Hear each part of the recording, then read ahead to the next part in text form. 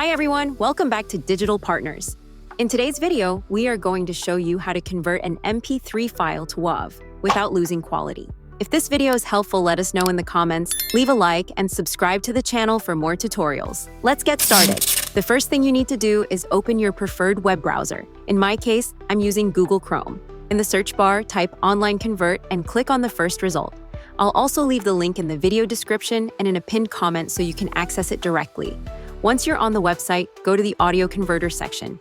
Here you need to choose the source audio format, which is MP3. Then select the output format. In this case, I'm going to choose WAV. Now simply drag and drop your MP3 file into this box, or click to upload it from your computer.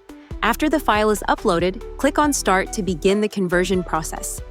When the conversion is complete, click on Download, and the WAV file will be saved automatically to your Downloads folder. If you check the file, you'll see that it's now in WAV format, with the same audio quality. We hope this tutorial was helpful. If you have any questions, feel free to drop them in the comments. Don't forget to like, subscribe, and hit the bell so you won't miss our upcoming tutorials. Thanks for watching Digital Partners, and I'll see you in the next video. Bye.